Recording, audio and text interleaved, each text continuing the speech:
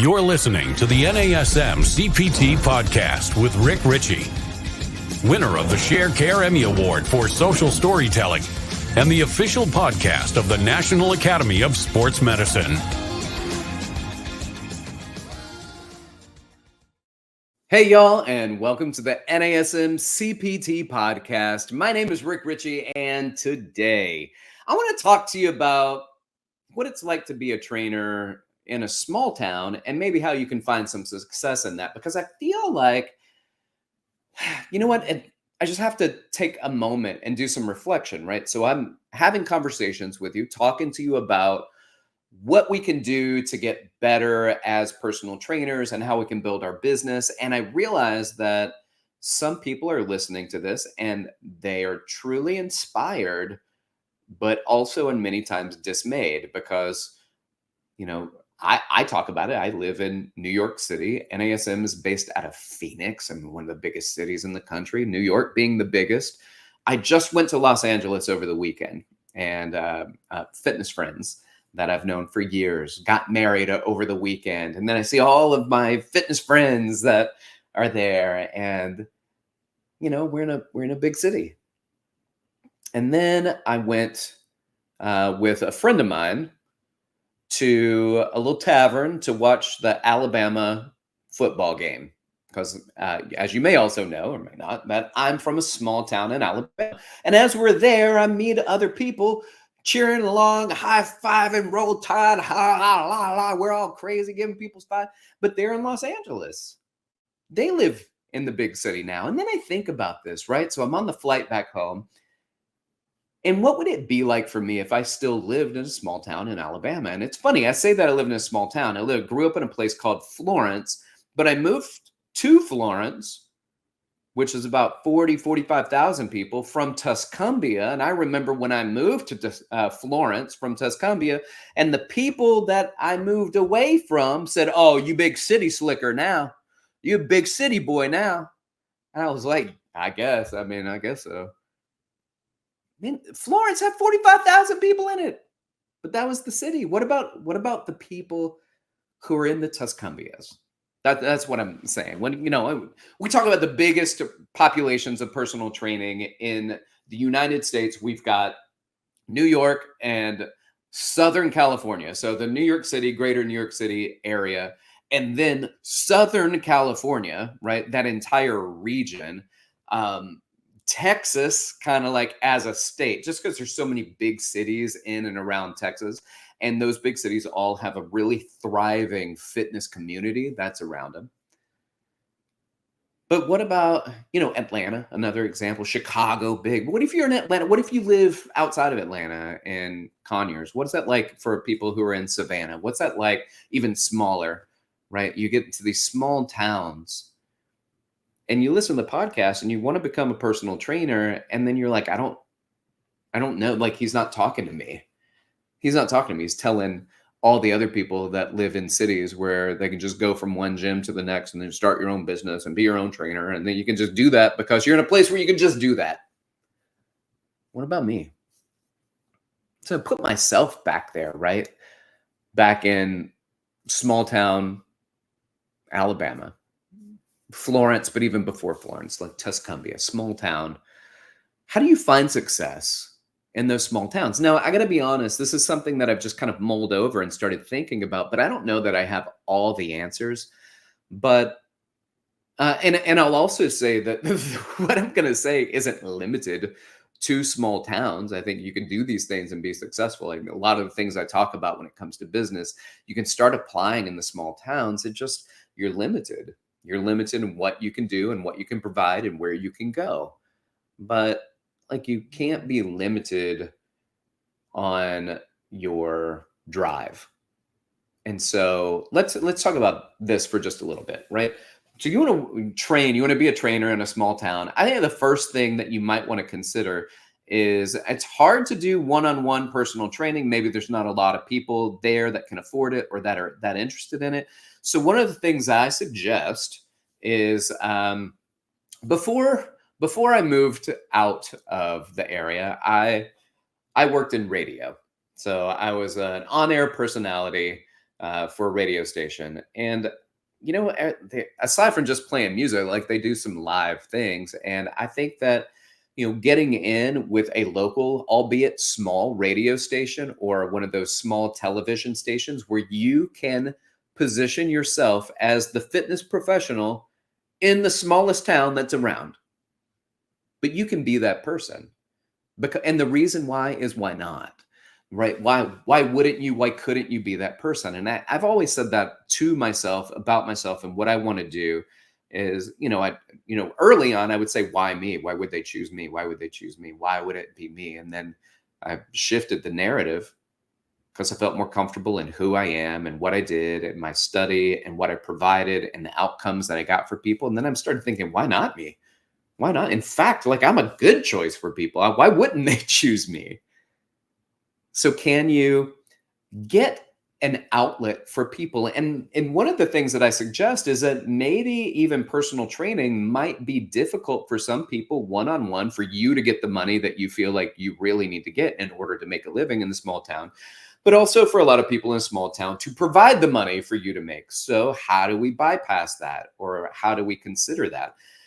One of the things I suggest is group classes. Now, you can do group personal training. You don't have to be like, I really want to be a personal trainer, but I guess I'm going to have to do Zumba, right? Like, that's not what I'm saying. And you can, if you have the tenacity for it and the skill and all that stuff, but you can do what you know as a personal trainer and teach group personal training classes. So now you've got 4 or 5 people that aren't paying what a one-on-one would pay. But if 4 people paid that price, it would be far more than what you would get if you just trained one person at a time. So I love the idea of, I actually used to have a guy that would train at my gyms, a woman that still does. He used to charge $75 per person in his group class. A woman I know right now, $90 per person in her group class. You get 60 people in there. That's a lot of dollars. That's a good hour, right? It's brilliant. Can you do that at a small town? Because it's a sense of community too.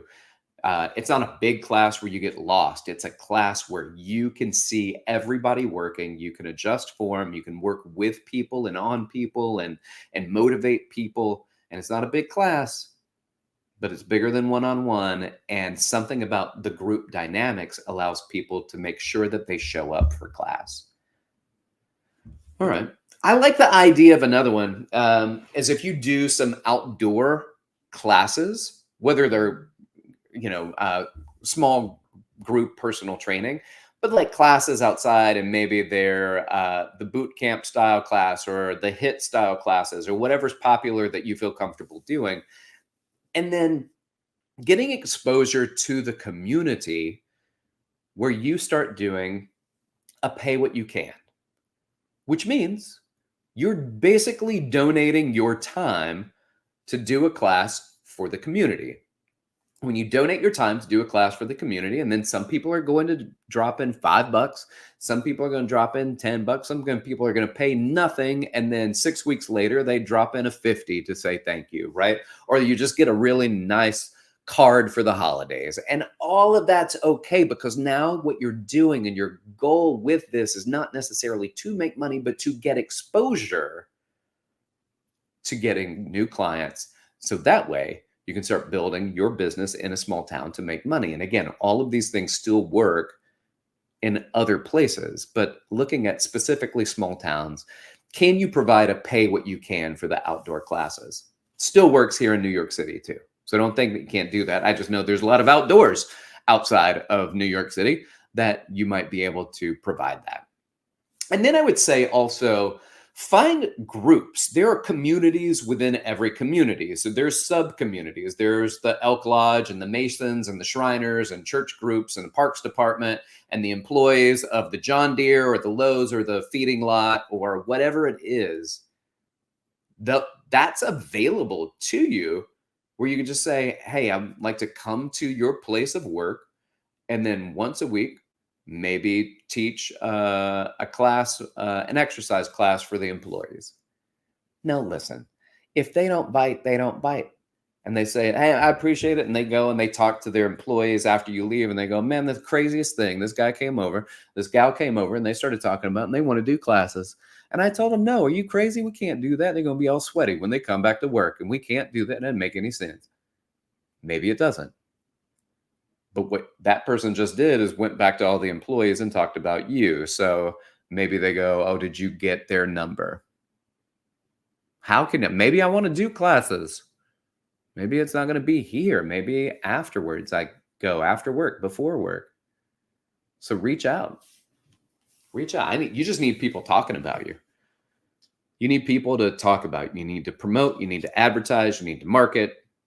You need to be present. Go into places of employment. Let's say they say, no, the workout's not going to work. I don't think that's a good idea. People don't want to be sweaty. Plus, they gotta eat. You say, okay, cool. Can we do a lunch and learn? What's a lunch and learn? Well, a lunch is when everybody takes a lunch. Then they all come to this area, and then I talk to them about the benefits of movement, the benefits of exercise, how that helps with sedentary behaviors, how it helps with health and wellness, how I like to do Olympic weightlifting, how I like to do kettlebell training, how we like to do, you just go on and on about what you know, but you offer that to people that, let's be honest, for the most part, know that they should do that they need physical activity in their lives. And your price point may be different than other people's price points. What you charge in a small town might look a lot different. What you pay in a small town to live is going to be a lot different. So certainly that makes sense. So you got to find out with your own market research. And if there's not a market there, then it is through your own research what I can charge people. And so what I suggest is giving a price out and they go, oh, that's too much money. Then ask them what they can do. And if they say, well, I can only do $15 an hour. And you go, well, that's not what I was hoping for, but I'd be willing to do that if you can get another friend and you get 2 friends that can do $15 an hour. If you can get 4 friends to do $15 an hour, I'll give you a discount. And now you're building your small group training. Promotions, you got to promote where things are. Is there a strip mall? Is there a gas station? Is there an auto body shop that you can set up in a parking lot or within the walls where it might be air conditioned or is safe from the elements, where you can go in and do promotions? I'm a trainer. I do this. Inquire, call me, text me. Here's an email if you are interested. You can do it in your gym. Create a gym in your garage. And I think this is something that most people would love to do is the garage gym. And you set it up and you say, all right, well, after I clean out my garage, then I put a gym in there and I can make this make sense. And I can work out in my own gym, even if nobody else shows up. So you get benefit out of it. Who cares if nobody shows up? Well, you probably do because you're doing it for the purpose of people showing up, but you still get something out of it. But now it's set up where people can come to your place and you can start building community out of your garage. And then it's not a super expensive setup. It's going to cost money, but it always costs money to make money. Can you put forth the effort and the time and the money and build out something in your place that other people can come to? Now, we've already talked about, all right, that's not an option for you. We talked about outdoor training. We talked about a pay what you can, the small group classes. Maybe you can rent some space from somebody in order to be able to do some fitness out of it.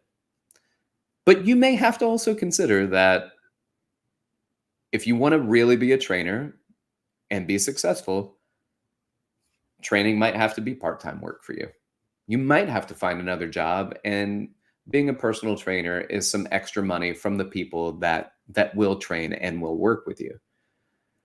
And the other thing is you might have to go to a market where you can be more successful.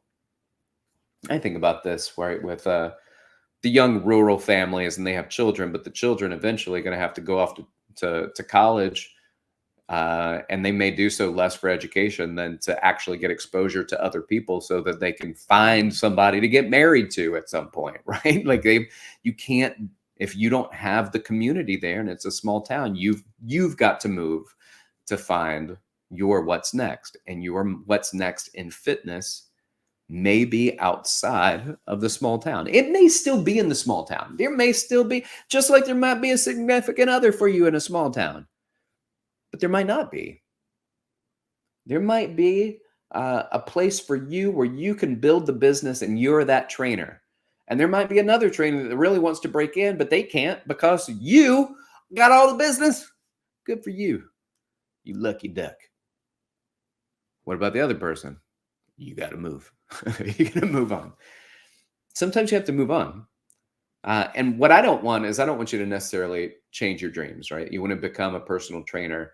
If you're in a small town, what are some of the things that you can do in order to be successful in the area that you are in? And it might be part-time work. It might start as part-time work and then build. And you might say, I've done this and I've done this here for a while and I really like it, but I need a bigger market, and you might have to go to it. And that might be a problem. It might not be a problem, but I get messages all the time from people.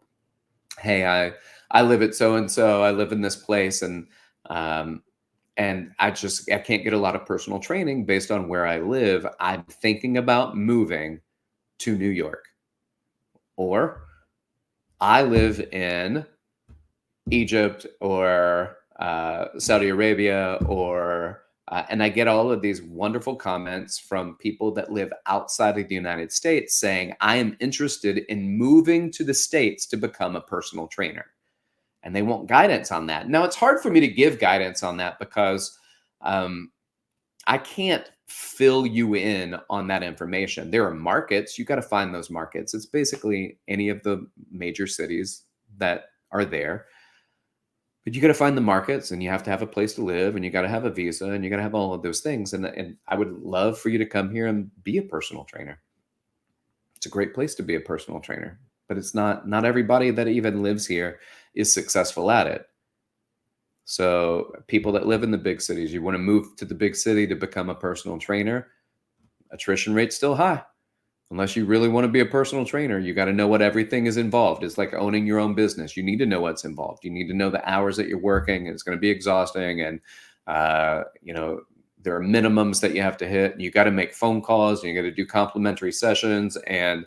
So it's not always the easiest, but I will say it is very rewarding once you have built your business and you can ride that wave for a while. Can you do it in a small town? I think you can. It just depends on the small town. Just like you can do it in a big city, it just depends on you, and it depends on the city. So with that being said, I wish you luck. And I'm from a small town. And I know, and I can't imagine doing what I'm doing, staying where I stayed. But that's because I only know success at this job in a big town. So it's still possible for you, because I know a lot of people that still live down in Florence, Alabama, that are personal trainers and work at gyms and work at the colleges and work at the footballs. And, they volunteer for the little league teams and all of that stuff. And then they start working on training the parents too. You got to find your in. You have to find your in and be creative. Thanks for listening. Like, subscribe, share with your fitness friends and family. And if you don't mind, go on and leave us a 5-star review on whichever platform you listen to. If you want to reach out to me, ask me questions, give me a podcast topics and ideas, you could do so. Hit me up on Instagram at dr.rickrichy or Threads. And you can also email me, rick.richey@nasm.org. Y'all keep inspiring people to fitness. Thanks for listening. This has been the NASM-CPT Podcast.